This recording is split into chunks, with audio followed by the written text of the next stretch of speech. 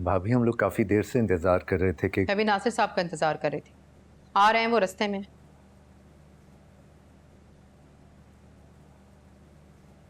सकीना, ईमान को खैरियत भाभी, इतनी इमरजेंसी में बुलाया? ले आ गई। ईमान, क्या हुआ बेटा?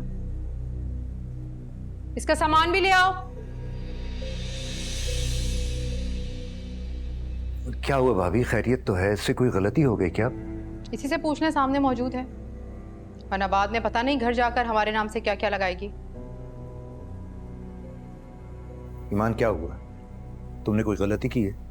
मैंने कुछ गलती की अब्बा। यही तो बात है। मेरे बेटे ने भाइयों की तरह इसको प्रोटेक्ट किया और मेरे शादीशुदा बेटे की बीवी को उससे बदजन करके उसे अपनी तरफ माइल करने को यह गलत ही नहीं समझती। ये क्या कह रही हैं आप? ये कैसी टोन में बात कर रही हैं आप? नासिर भाई, आप सुन रहे हैं भाभी क्या कह रही है ईमान के बारे में? ठीक कह रही हैं। तुम्हें अपनी इस बदकिरदार बेटी को यूं हमारे घर छोड़ के नहीं जाना चाहिए।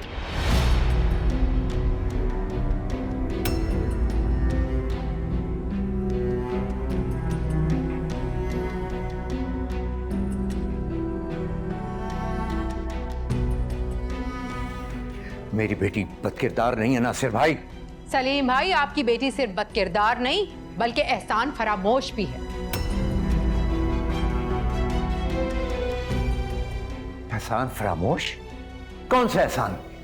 अच्छा, ये जो इसे हमने यहां रखा, खिलाया पिलाया, आने जाने का खर्चा दिया और बदले में हमारी दरिया दिली देख के ये हमारे बेटे को फंसाने चली थी।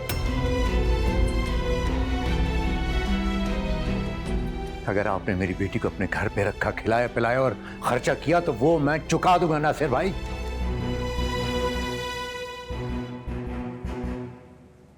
और ये जो आपकी जान बचाने के लिए इन्होंने खंजर खाया, उसका आप एहसान कैसे उतारेंगे? जो खंजर इन्होंने मेरी जान बचाने के लिए खाया था, वही खंजर आपकी बेटी ने हमारी पीठ पे घोंप दिया है।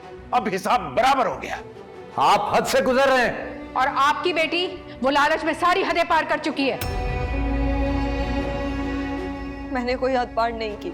अच्छा, तो सोने की पाजेब किस हद में रहते हुए ली थी तुमने?